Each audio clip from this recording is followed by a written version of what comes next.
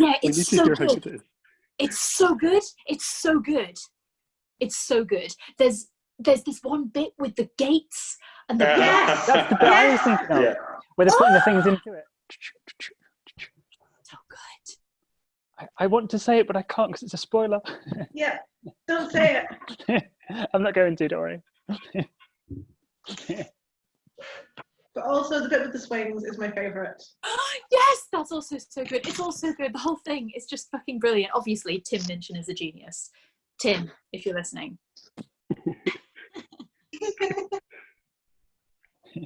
He always does Oh, like the Tim catch-up. Minchin had such a sad song in his most recent tour Oh no. about like all the women that try to chat him up, and how he finds them all really attractive, but he's so in love with his wife, so he's like sleeping alone.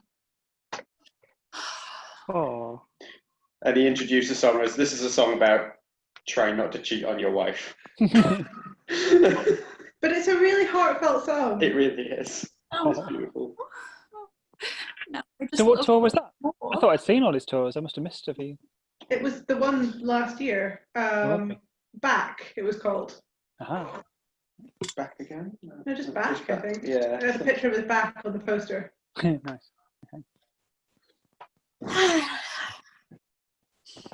So how's everyone been today? What's everyone been up to today?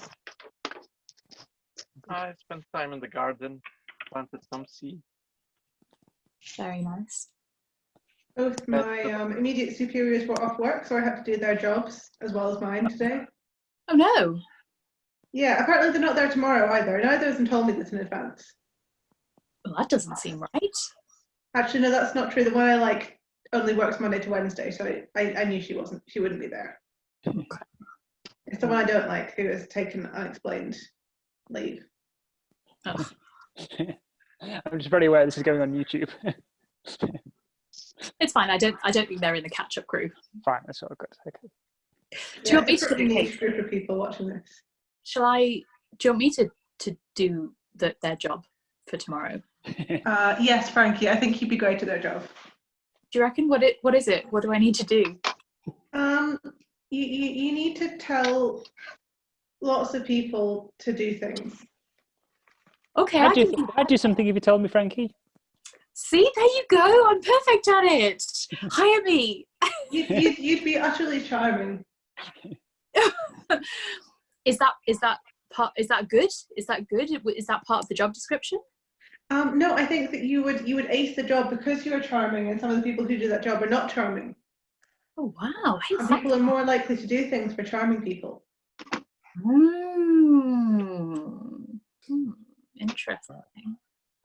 Interesting. If you also understand how to populate risk registers, that would make my job easier because I don't. You just could have asked them whether they're there, haven't you? Pardon? Yeah, I'm not really up to date with the current literature on the subject. It's been a while, you know. But yeah, I mean, I remember the basics. Textbooks for it in Scotland, I guess. I can tell you bluffed your way through a few interviews, Frankie. Me?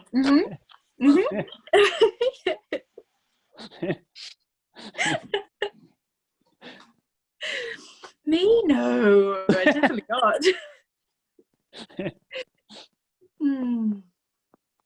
Oh man. Oh. I'm so salty. I'm so salty. You just make us all want to lick you now. Oh no, it's not. It's not like oh I'm so, and it's not like nice lickable salt. It's like sea salty from being in the. You went in the sea. That's amazing. I went to the sea. Yeah, me and Mum went and had a day out at the beach. And that's wonderful. Went for my first swim of the year, and it was fucking delicious. It was very chilly, very invigorating. Felt incredible. And I found some very nice sea glass and ate some chocolate biscuits. Are you going to make a dragon out of it? I am. I'm going to finally complete the dragon that's been on the floor of my bedroom for the past however many years. Where is your mum's house? Like presumably in It's in Newcastle. a village called Trimden Grange, which is outside of Durham. Oh yes, I knew that, having sent you something. I was going to say, you definitely know where I live. Now I need to remind myself like where Durham is on a map. It's not far sort of- from Newcastle. It's kind of here. It's sort of there. Look at any British newspaper recently. Yeah, 5 kilometers from London. Yeah, we're about 10 minutes from Dominic Cummings' parents. I had to say, is it either London or not London? Because that's the only binary I think in. I mean, that depends Not on if London as you your can get. surname is Cummings or not. Hashtag topical. I mean, this weekend you'll probably be 10 minutes from Dominic Cummings himself. Ooh. You can certainly drive to Barnard Castle as part of your eye test. Did you see that Brewdog have released a new beer called Bernard Castle Eye Test with all the profits going to the NHS? That's amazing. Yes. God Oh, bless you, Brewdog. I mean, that's fast. They're on it. They're so on it. How are we doing for time, by the way? 8 minutes past. 8 minutes, okay. Another couple of minutes and then... Somewhat unbelievably, Barnard Castle is like 19th century slang for an inadvisable thing that's scarcely believable. As in, oh, come now, that's Barnard Castle. Is that real? Is that true? Yes, absolutely. Like, I looked it up in the OED. It's genuinely like. That's incredible. Yeah. Do you think he did it because of that? Do you think he knew that? No, I don't think so. But, Super big into etymology. It's like, what the fuck? No. This is Maybe he proof thought that no the one writer believed for him if it was 2020 Barnard are rubbish. Castle he went to. Maybe he went into the OED last month and changed the definition. That would be much more. Oh, Gordon, Gordon, is that your Hoover shelf thing? It is. I've lost a bit of plastic though, so I'm not entirely sure it's going to work. I just assume I'm going to fix it when I'm next in Dublin. Yes, please. That would help a lot, actually. It looks very tall. I mean, it's on a table. Oh, okay. It's not that tall. Oh, right. Okay. I thought it was. Yeah. It looked like one of those. You know, those kind of sort of extravagant cat tower things that go from floor to ceiling, and they're full of kind of boxes and shelves and little nest They're bits. Really tall Hoover. I should have got a cat instead of a Hoover. You should. Yeah. Although if you got a cat, then you would definitely need a Hoover. That's also true. I'm Maybe just now getting you the have Hoover in you advance. could get a cat. Nice. I've been watching a lot of Twin Peaks, and they do this a lot, which feels very Zoom appropriate. It's nice to have faces back we haven't had in a while. Hey, Gordon. Hey, Jen. And Britta as well. Haven't seen Britta for ages. Yeah. Michael's here. Oh my god. We have Jen and Nev. Separately. Jen and Nev separately. Oh wow. Are you Performing just tasks doing in that separate to like rooms. swell the numbers so it looks like Storytime is more popular than it is? Oh, I appreciate that. That's a thing. We'll do it all the time. I have so many devices I could sign in. Oh my god, incredible. Riley, the cat, could have her own sign in. I wouldn't trust a cat to not heckle, like to find a way to unmute themselves and be like, you should get off the stage. I really wouldn't heckle, but she would just meow until somebody cuddled her. That is a thing. That is a thing. I mean, I think any of us could do that, couldn't we? Going for a while. Right. Do we think it's 11 minutes past? Oh my god. Late. Right. I'm going to mute you all. So I think I'm going to do probably the first 3 chapters because they're only little, and then see how we get on for time-wise. Yeah, right. Now, let's mute all. So... Oh, I'm looking forward to this. This is going to be a nice change of pace, I think, from Uprooted.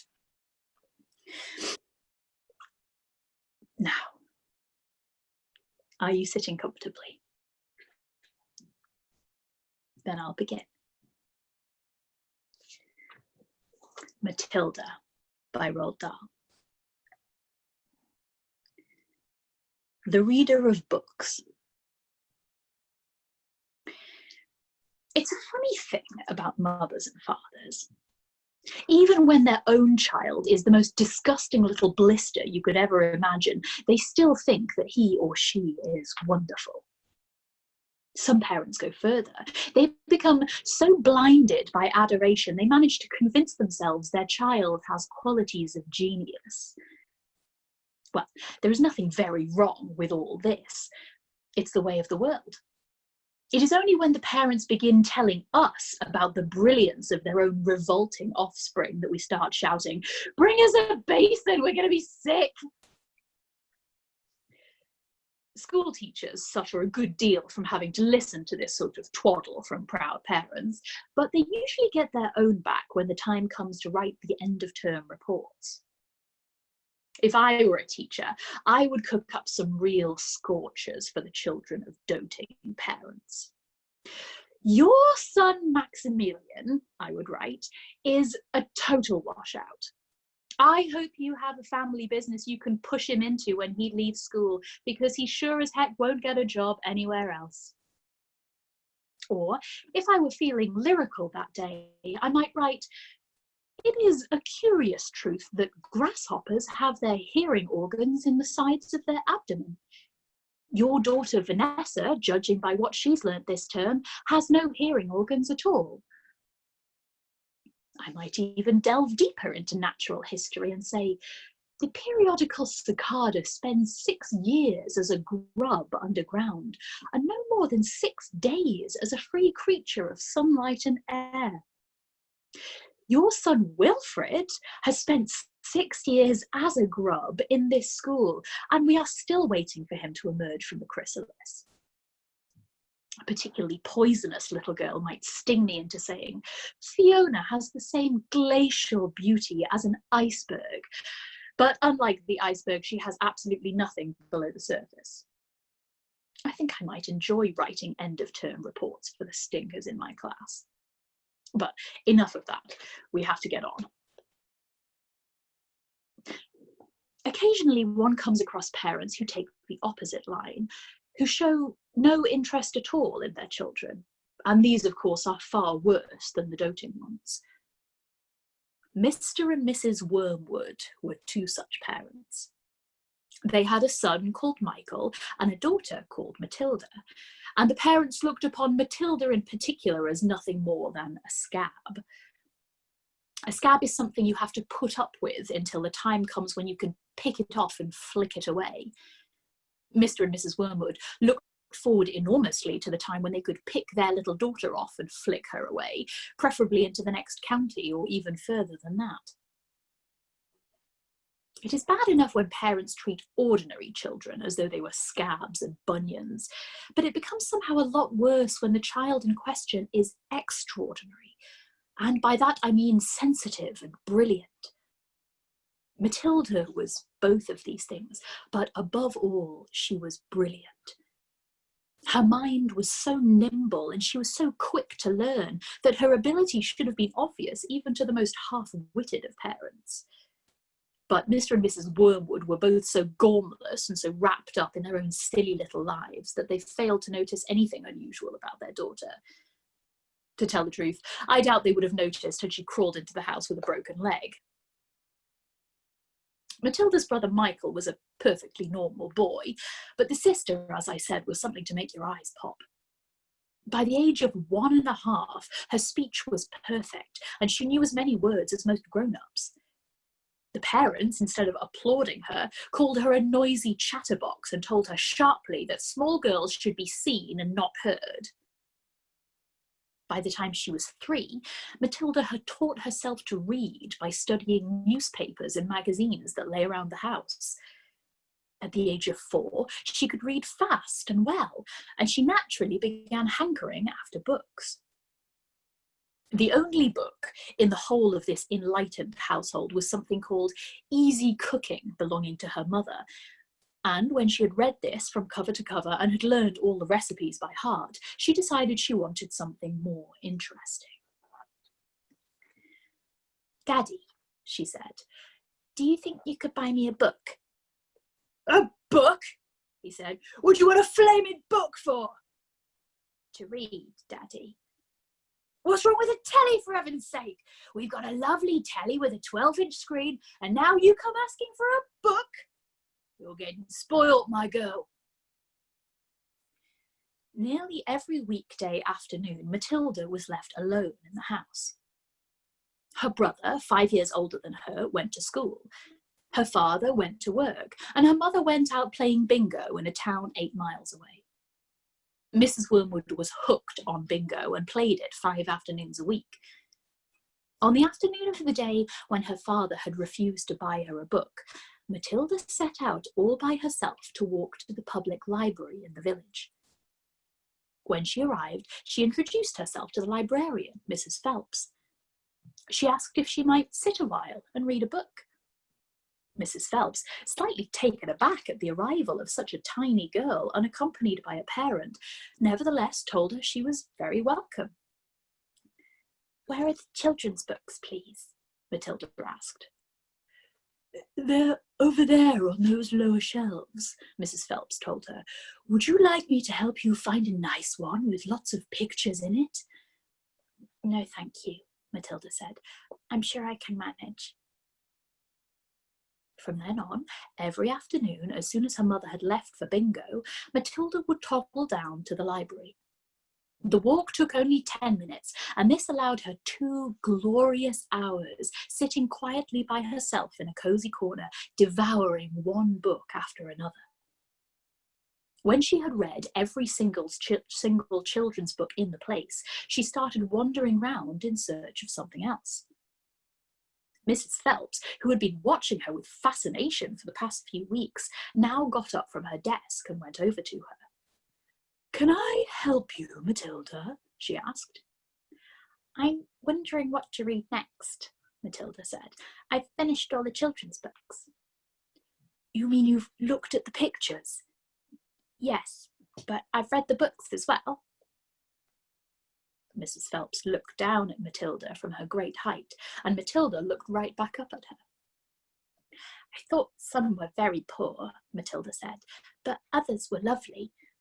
I like The Secret Garden best of all. It was full of mystery. The mystery of the room behind the closed door, and the mystery of the garden behind the big wall." Mrs. Phelps was stunned. "Exactly how old are you, Matilda?" she asked. 4 years and 3 months, Matilda said. Mrs. Phelps was more stunned than ever, but she had the sense not to show it. "What sort of a book would you like to read next?" she asked. Matilda said, "I would like a really good one that grown-ups read. A famous one. I don't know any names." Mrs. Phelps looked along the shelves, taking her time. She didn't quite know what to bring out. How, she asked herself, does one choose a famous grown-up book for a 4-year-old girl? Her first thought was to pick a young teenager's romance of the kind that is written for 15-year-old schoolgirls, but for some reason she found herself instinctively walking past that particular shelf. "Try this," she said at last. "It's very famous and very good. If it's too long for you, just let me know and I'll find something shorter and a bit easier." Great Expectations, Matilda read, by Charles Dickens. "I'd love to try it." "I must be mad," Mrs. Phelps told herself, but to Matilda she said, "Of course you may try it." Over the next few afternoons, Mrs. Phelps could hardly take her eyes from the small girl sitting for hour after hour in the big armchair at the far end of the room with the book on her lap. It was necessary to rest it on the lap because it was too heavy for her to hold up, which meant she had to sit leaning forward in order to read. And a strange sight it was, this tiny, dark-haired person sitting there with her feet nowhere near touching the floor, totally absorbed in the wonderful adventures of Pip and old Miss Havisham and her cobwebbed house, and by the spell of magic that Dickens, the great storyteller, had woven with his words. The only movement from the reader was the lifting of the hand every now and then to turn over a page, and Mrs. Phelps always felt sad when the time came for her to cross the floor and say, "It's 5:10, Matilda." During the first week of Matilda's visits, Mrs. Phelps had said to her, "Does your mother walk you down here every day and then take you home?" "My mother goes to Aylesbury every afternoon to play bingo," Matilda had said. "She doesn't know I come here." "But that's surely not right," Mrs. Phelps said. "I think you'd better ask her." "I'd rather not," Matilda said. "She doesn't encourage reading books, nor does my father." "But what do they expect you to do every afternoon in an empty house?" "Just mooch around and watch the telly." "I see." "She doesn't really care what I do," said Matilda, a little sadly. Mrs. Phelps was concerned about the child's safety on the walk through the fairly busy village high street and the crossing of the road, but she decided not to interfere. Within a week, Matilda had finished Great Expectations, which in that edition contained 411 pages. "I loved it," she said to Mrs. Phelps. "Has Mr. Dickens written any others?" "A great number," said the astounded Mrs. Phelps. "Shall I choose you another?" Over the next 6 months, under Mrs. Phelps' watchful and compassionate eye, Matilda read the following books: Nicholas Nickleby by Charles Dickens, Oliver Twist by Charles Dickens, Jane Eyre by Charlotte Bronte, Pride and Prejudice by Jane Austen, Tess of the D'Urbervilles by Thomas Hardy, Gone to Earth by Mary Webb, Kim by Rudyard Kipling, The Invisible Man by H.G. Wells, The Old Man and the Sea by Ernest Hemingway, The Sound and the Fury by William Faulkner, The Grapes of Wrath by John Steinbeck, The Good Companions by J.B. Priestley, Brighton Rock by Graham Greene, Animal Farm by George Orwell. It was a formidable list, and by now Mrs. Phelps was filled with wonder and excitement, but it was probably a good thing that she did not allow herself to be completely carried away by it all. Almost anyone else witnessing the achievements of this small child would have been tempted to make a great fuss and shout the news all over the village and beyond, but not so Mrs. Phelps. She was someone who minded her own business and had long since discovered it was seldom worthwhile to interfere with other people's children. "Miss Hemingway says a lot of things I don't understand," Matilda said to her, "especially about men and women. But I loved it all the same. The way he tells it, I feel I am right there on the spot watching it all happen." "A fine writer will always make you feel that," Mrs. Phelps said. "And don't worry about the bits you can't understand. Sit back and allow the words to wash around you like music." I will. "Did you know," Mrs. Phelps said, "that public libraries like this allow you to borrow books and take them home?" "I didn't know that," Matilda said. "Could I do it?" "Of course," Mrs. Phelps said. "When you have chosen the book you want, bring it to me so I can make a note of it, and it's yours for 2 weeks. You can take more than one if you wish." From then on, Matilda would visit the library only once a week in order to take out new books and return the old ones. Her own small bedroom now became her reading room, and there she would sit and read most afternoons, often with a mug of hot chocolate beside her. She was not quite tall enough to reach things around the kitchen, but she kept a small box in the outhouse which she brought in and stood on in order to get whatever she wanted. Mostly it was hot chocolate she made, warming the milk in a saucepan on the stove before mixing it. Occasionally she made Bovril or Ovaltine.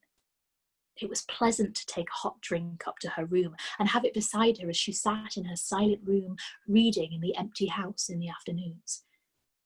The books transported her into new worlds and introduced her to amazing people who lived exciting lives.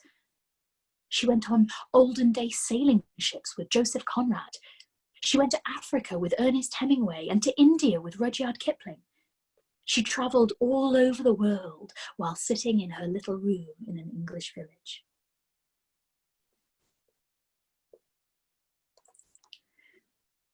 Mr. Wormwood, the great car dealer. Matilda's parents owned quite a nice house with 3 bedrooms upstairs, while on the ground floor there was a dining room and a living room and a kitchen. Her father was a dealer in second-hand cars, and it seemed he did pretty well at it. "Sawdust," he would say proudly, "is one of the great secrets of my success, and it costs me nothing. I get it free from the sawmill." "What do you use it for?" Matilda asked him. "Ah!" the father said. "Wouldn't you like to know?" "I don't see how sawdust can help you sell second-hand cars, Daddy." "That's because you're an ignorant little twit," the father said. His speech was never very delicate, but Matilda was used to it. She also knew that he liked to boast, and she would egg him on shamelessly. "You must be very clever to find a use for something that costs nothing," she said. "I wish I could do it." "You couldn't," the father said. "You're too stupid. But I don't mind telling young Mike here, seeing he'll be joining me in the business someday." Ignoring Matilda, he turned to his son and said, "I'm always glad to buy a car when some fool has been crashing the gears so badly they're all worn out and rattle like mad. I get it cheap. Then all I do is mix a lot of sawdust with the oil in the gearbox, and it runs as sweet as a nut."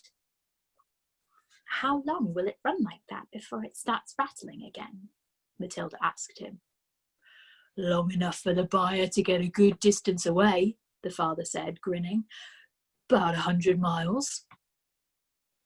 "But that's dishonest, Daddy," Matilda said. "It's cheating." "No one ever got rich being honest," the father said. "Customers are there to be diddled." Mr. Wormwood was a small, ratty-looking man whose front teeth stuck out underneath a thin, ratty moustache. He liked to wear jackets with large, brightly coloured checks, and he sported ties that were usually yellow or pale green. "Now, take mileage, for instance," he went on. "Anyone who's buying a second-hand car, the first thing he wants to know is how many miles it's done, right?" "Right," the son said. "So, I buy an old dump that's got about 150,000 miles on the clock. I get it cheap. But no one's going to buy it with a mileage like that, are they? And these days you can't just take the speedometer out and fiddle the numbers back like you used to 10 years ago. They fixed it so it's impossible to tamper with it unless you're a ruddy watchmaker or something. So what do? I use my brains, laddie, that's what I do." "How?" young Michael asked, fascinated. He seemed to have inherited his father's love of crookery. "I sit down and I say to myself, how can I convert a mileage reading of 150,000 into only 10,000 without taking the speedometer to pieces? Well, if I were to run the car backwards for long enough, then obviously that would do it. The numbers would click backward, wouldn't they? But who's going to drive a flaming car in reverse for thousands and thousands of miles? You couldn't do it." "Of course you couldn't," young Michael said. "So I scratch my head," the father said. "I use my brains. When you've been given a fine brain like I have, you've got to use it." And all of a sudden, the answer hits me. I tell you, I felt exactly like that other brilliant fella must have felt when he discovered penicillin. "Eureka!" I cried. "I've got it!" "What did you do, Dad?" the son asked him. "The speedometer," Mr. Wormwood said, "is run off a cable that is coupled up to one of the front wheels. So first, I disconnect the cable where it joins the front wheel. Next, I get one of those high-speed electric drills and I couple that up to the end of the cable in such a way that when the drill turns, it turns the cable backwards. You got me so far? You following me?" "Yes, Daddy," young Michael said. These drills run at tremendous speed, the father said. So when I switch on the drill, the mileage numbers on the speedo spin backwards at a fantastic rate. I could knock 50,000 miles off the clock in a few minutes with my high-speed electric drill. And by the time I finished, the car's only done 10,000. It's ready for sale. She's almost new, I say to the customer. She's hardly done 10,000. Belonged to an old lady who only used it once a week for shopping. Can you really turn the mileage back with an electric drill? Young Michael asked. I'm telling you trade secrets, the father said. So don't you go talking about this to anyone else. You don't want to put me in jug, do you? I won't tell a soul, the boy said. Do you do this to many cars, Dad? Every single car that comes through my hands gets the treatment, the father said. They all have their mileage cut to under 10,000 before they're offered for sale. And to think I invented that all by myself, he added proudly. It's made me a mint. Matilda, who had been listening closely, said, But Daddy, that's even more dishonest than the sawdust. It's disgusting. You're cheating people who trust you. If you don't like it, then don't eat the food in this house, the father said. It's bought with the profits. It's dirty money, Matilda said. I hate it. 2 red spots appeared on the father's cheeks. Who the heck do you think you are? He shouted. The Archbishop of Canterbury or something? Preaching to me about honesty? You're just an ignorant little squirt who hasn't the foggiest idea what you're talking about. Quite right, Harry, the mother said. And to Matilda, she said, You've got a nerve talking to your father like that. Now keep your nasty mouth shut so we can all watch this programme in peace. They were in the living room eating their suppers on their knees in front of the telly. The suppers were TV dinners in floppy aluminium containers with separate compartments for the stewed meat, the boiled potatoes and the peas. Mrs. Wormwood sat munching her meal with her eyes glued to the American soap opera on the screen. She was a large woman whose hair was dyed platinum blonde, except where you could see the mousy brown bits growing out from the roots. She wore heavy makeup and had one of those unfortunate bulging figures where the flesh appears to be strapped in all around the body to prevent it from falling out. Mummy, Matilda said, would you mind if I ate my supper in the dining room so I could read my book? The father glanced up sharply. I would mind, he snapped. Supper is a family gathering and no one leaves the table till it's over. But we're not at the table, Matilda said. We never are. We're always eating off our knees and watching the telly. What's wrong with watching the telly, may I ask? The father said. His voice has suddenly become soft and dangerous. Matilda didn't trust herself to answer him, so she kept quiet. She could feel the anger boiling up inside her. She knew it was wrong to hate her parents like this, but she was finding it very hard not to do so. All the reading she had done had given her a view of life that they had never seen. If only they would read a little Dickens or Kipling, they would soon discover there was more to life than cheating people and watching television. Another thing, she resented being told constantly that she was ignorant and stupid when she knew she wasn't. The anger inside her went on boiling and boiling, and as she lay in bed that night, she made a decision. She decided that every time her father or her mother was beastly to her, she would get her own back in some way or another. A small victory or two would help her to tolerate their idiocies and would stop her from going crazy. You must remember that she was still hardly 5 years old, and it is not easy for somebody as small as that to score points against an all-powerful grown-up. Even so, she was determined to have a go. Her father, after what had happened in front of the telly that evening, was first on her list.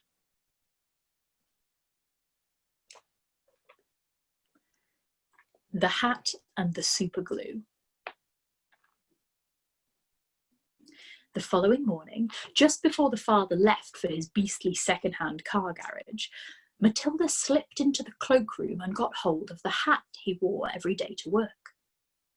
She had to stand on her toes and reach up as high as she could with a walking stick in order to hook the hat off the peg, and even then she only just made it.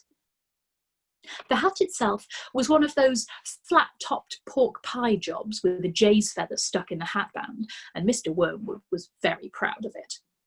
He thought it gave him a rakish, daring look, especially when he wore it at an angle with his loud checked jacket and green tie. Matilda, holding the hat in one hand and a thin tube of superglue in the other, proceeded to squeeze a line of glue very neatly all round the inside rim of the hat. Then she carefully hooked the hat back onto the peg with a walking stick. She timed this operation very carefully, applying the glue just as her father was getting up from the breakfast table. Mr. Wormwood didn't notice anything when he put the hat on, but when he arrived at the garage, he couldn't get it off. Superglue is very powerful stuff, so powerful it will take your skin off if you pull too hard. Mr. Wormwood didn't want to be scalped, so he had to keep the hat on his head the whole day long, even when putting sawdust in gearboxes and fiddling the mileages of cars with his electric drill. In an effort to save face, he adopted a casual attitude, hoping that his staff would think that he actually meant to keep his hat on all day long just for the heck of it, like gangsters do in the films. When he got home that evening, he still couldn't get the hat off. "Don't be silly," his wife said. "Come here, I'll take it off for you." She gave the hat a sharp yank. Mr. Wormwood let out a yell that rattled the window panes. "Ah!" he screamed. "Don't do that! Let go! You take off the skin off my forehead." Matilda, nestling in her usual chair, was watching this performance over the rim of her book with some interest. "What's the matter, Daddy?" she said. "Has your head suddenly swollen or something?" The father glared at his daughter with deep suspicion, but said nothing. How could he? Mrs. Wormwood said to him, "It must be superglue. It couldn't be anything else. That'll teach you to go playing around with nasty stuff like that. I expect you were trying to stick another feather in your hat." "I haven't touched the flaming stuff," Mr. Wormwood shouted. He turned and looked again at Matilda, who looked back at him with large, innocent brown eyes. Mrs. Wormwood said to him, "You should read the label on the tube before you start messing with dangerous products. Always follow the instructions on the label." "What heaven's name are you talking about, you stupid witch?" Mr. Wormwood shouted, clutching the brim of his hat to stop anyone trying to pull it off again. "Do you think I'm so stupid I'd glue this thing to my head on purpose?" Matilda said, "There's a boy down the road who got some super glue on his nose without knowing it, and then he put his finger to his nose." Mr. Wormwood jumped. "What happened to him?" he spluttered. "The finger got stuck inside his nose," Matilda said, "and he had to go around like that for a week. People kept saying to him, 'Stop picking your nose,' and he couldn't do anything about it. He looked an awful fool." "Serve him right," Mrs. Wormwood said. "Shouldn't have put his finger up in the first place. It's a nasty habit. If all children had superglue put on their fingers, they'd soon stop doing it." Matilda said, "Grown-ups do it too, Mummy. I saw you doing it yesterday in the kitchen." "That's quite enough from you," Mrs. Wormwood said, turning pink. Mr. Wormwood had to keep his hat on all through supper in front of the television. He looked ridiculous, and he stayed very silent. When he went up to bed, he tried again to get the thing off, and so did his wife, but it wouldn't budge. "How am I going to have my shower?" he demanded. "You'll just have to do without it, won't you?" his wife told him. And later on, as she watched her skinny little husband skulking around the bedroom in his purple striped pyjamas with a pork pie hat on his head, she thought how stupid he looked. Hardly the kind of man a wife dreams about, she told herself. Mr. Wormwood discovered that the worst thing about having a permanent hat on his head was having to sleep in it. It was impossible to lie comfortably on the pillow. "Now do stop fussing around," his wife said to him after he had been tossing and turning for about an hour. "I expect it'll be loose by the morning and then it'll slip off easily." But it wasn't loose by the morning, and it wouldn't slip off. So Mrs. Wormwood took a pair of scissors and cut the thing off his head bit by bit, first the top and then the brim. Where the inner band had stuck to the hair all around the sides and back, she had to chop the hair off right to the skin, so that he finished with a bald white ring round his head like some sort of a monk. And in the front, where the band had stuck directly to the bare skin, there remained a whole lot of small patches of brown leathery stuff that no amount of washing would get off.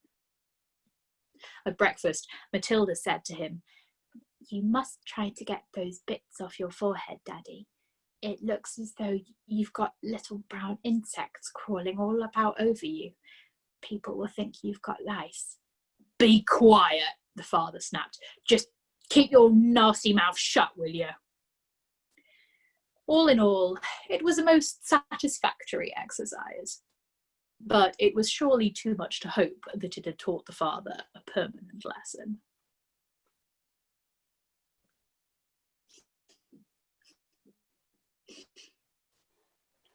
Sorry.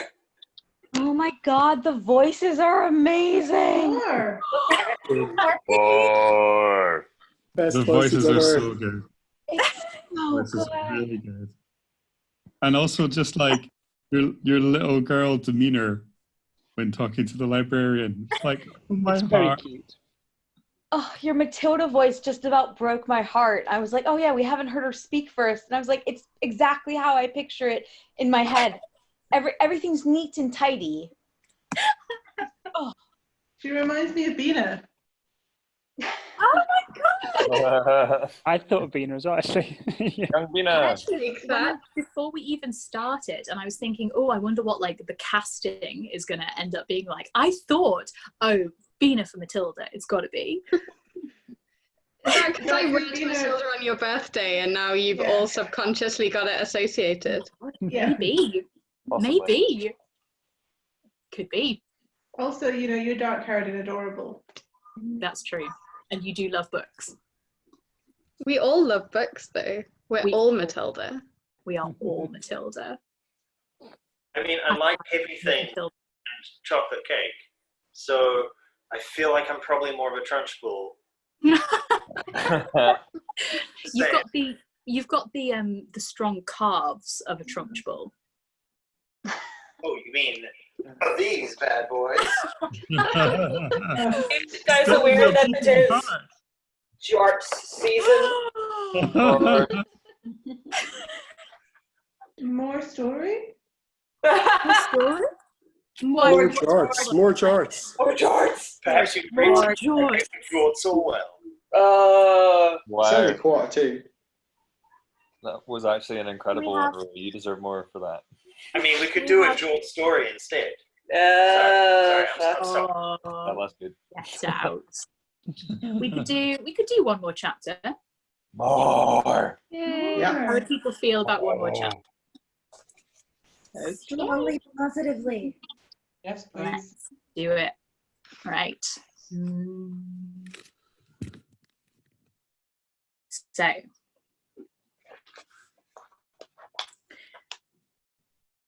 Sitting comfortably. I'll begin. The ghost. There was comparative calm in the Wormwood household for about a week after the superglue episode. The experience had clearly chastened Mr. Wormwood, and he seemed temporarily to have lost his taste for boasting and bullying. Then, suddenly, he struck again. Perhaps he had had a bad day at the garage and had not sold enough crummy second-hand cars. There are many things that make a man irritable when he arrives home from work in the evening, and a sensible wife will usually notice the storm signals and will leave him alone until he simmers down. When Mr. Wormwood arrived back from the garage that evening, his face was as dark as a thundercloud, and somebody was clearly for the high jump pretty soon.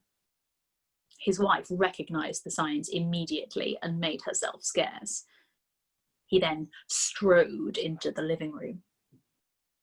Matilda happened to be curled up in an armchair in the corner, totally absorbed in a book. Mr. Wormwood switched on the television. The screen lit up. The programme blared. Mr. Wormwood glared at Matilda. She hadn't moved. She had somehow trained herself by now to block her ears to the ghastly sound of the dreaded box. She kept right on reading, and for some reason this infuriated the father. Perhaps his anger was intensified because he saw her getting pleasure for something that was beyond his reach. "Don't you ever stop reading," he snapped at her. "Oh, hello, Daddy," she said pleasantly. "Did you have a good day?" "What is this trash?" he said, snatching the book from her hands. "It isn't trash, Daddy. It's lovely. It's called The Red Pony. It's by John Steinbeck, an American writer. Why don't you try it? You'll love it." "Filth," Mr. Wormwood said. "If it's by an American, it's certain to be filth. That's all they write about." "No, Daddy, it's beautiful. Honestly, it is. It's about..." "I don't want to know what it's about," Mr. Wormwood barked. "I'm fed up with your reading anyway. Go and find yourself something useful to do." With frightening suddenness, he now began ripping the pages out of the book in handfuls and throwing them in the waste paper basket. Matilda froze in horror. The father kept going. There seemed little doubt that the man felt some kind of jealousy. "How dare she," he seemed to be saying with each rip of a page. "How dare she enjoy reading books when he couldn't? How dare she?" "That's a library book," Matilda cried. "It doesn't belong to me. I have to return it to Mrs. Phelps." "Then you'll have to buy another one, won't you?" the father said, still tearing out pages. "You'll have to save your pocket money until there's enough in the kitty to buy a new one for your precious Mrs. Phelps, won't you?" With that, he dropped the now empty covers of the book into the basket and marched out of the room, leaving the telly blaring. Most children in Matilda's place would have burst into floods of tears. She didn't do this. She sat there very still and white and thoughtful. She seemed to know that neither crying nor sulking ever got anyone anywhere. The only sensible thing to do when you are attacked is, as Napoleon once said, to counterattack. Matilda's wonderfully subtle mind was already at work devising yet another suitable punishment for the poisonous parent. The plan that was now beginning to hatch in her mind depended, however, upon whether or not Fred's parrot was really as good a talker as Fred made out. Fred was a friend of Matilda's. He was a small boy of 6 who lived just around the corner from her, and for days he had been going on about this great talking parrot his father had given him. So, the following afternoon, as soon as Mrs. Wormwood had departed in her car for another session of bingo, Matilda set out for Fred's house to investigate. She knocked on his door and asked if he would be kind enough to show her the famous bird. Fred was delighted and led her up to his bedroom, where a truly magnificent blue and yellow parrot sat in a tall cage. "There it is," Fred said. "Its name is Chopper."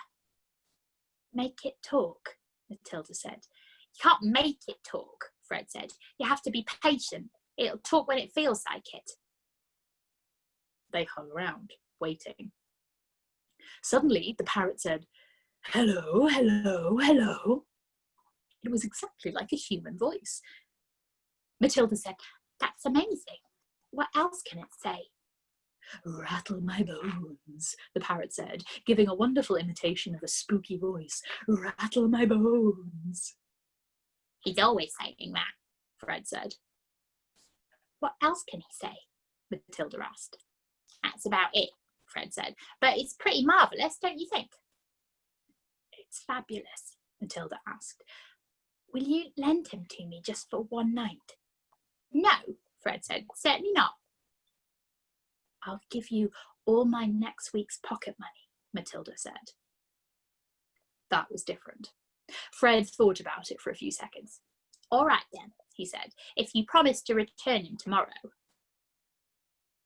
Matilda staggered back to her own empty house, carrying the tall cage in both hands.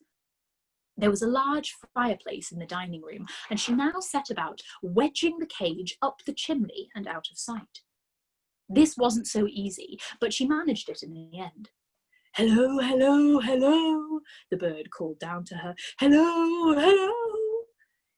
Shut up, you nut, Matilda said, and she went out to wash the soot off her hands. That evening, while the mother, the father, the brother and Matilda were having supper as usual in the living room in front of the television, a voice came loud and clear from the dining room across the hall. Hello, hello, hello, it said. Harry! Cried the mother, turning white. There's someone in the house! I heard a voice! So did I, the brother said. Matilda jumped up and switched off the telly.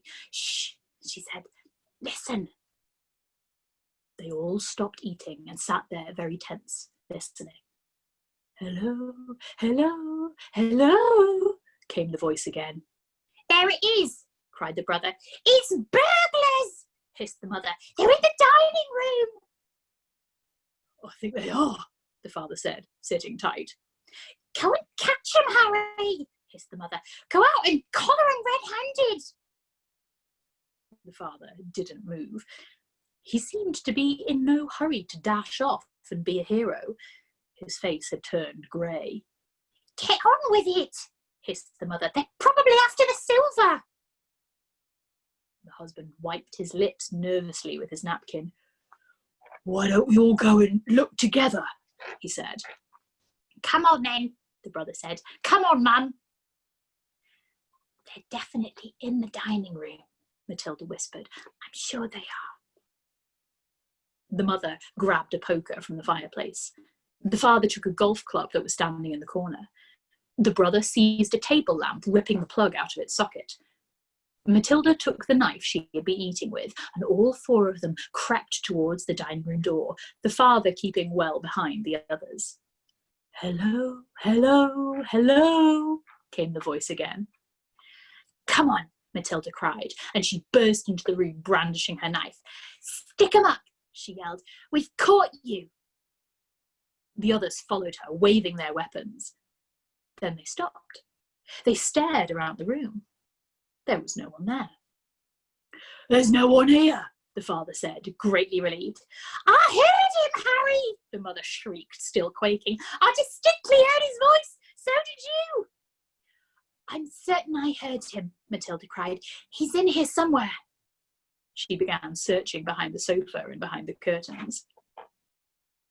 Then came the voice once again, soft and spooky this time. Rattle my bones, it said. Rattle my bones. They all jumped, including Matilda, who was a pretty good actress. They stared around the room. There was still no one there. It's a ghost, Matilda said. Heaven help us, cried the mother, clutching her husband round the neck. I know it's a ghost, Matilda said. I've heard it here before. This room is haunted. I thought you knew that. Save us! The mother screamed, almost throttling her husband. I'm getting out of here, the father said, greyer than ever now. They all fled, slamming the door behind them. The next afternoon, Matilda managed to get a rather sooty and grumpy parrot down from the chimney and out of the house without being seen. She carried it through the back door and ran with it all the way to Fred's house. Did it behave itself? Fred asked her.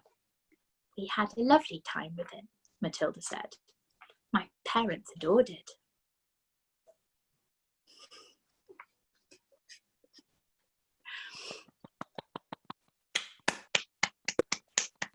So it's a good thing that Miss Honey came along, or else I'm pretty sure Matilda would have become the subject of a true crime podcast.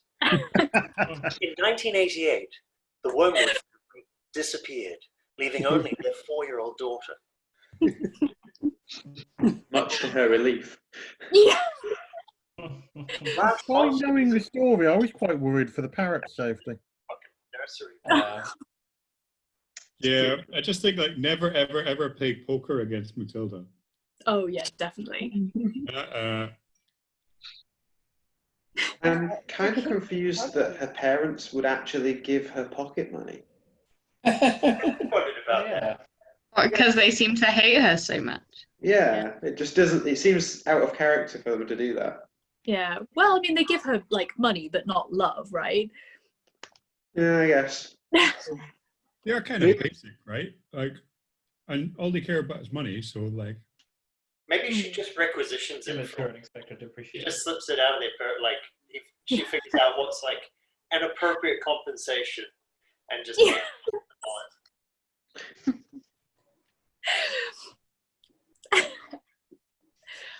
I enjoyed that so much. Maybe she secretly has quite an investment portfolio and manages most of the family finances.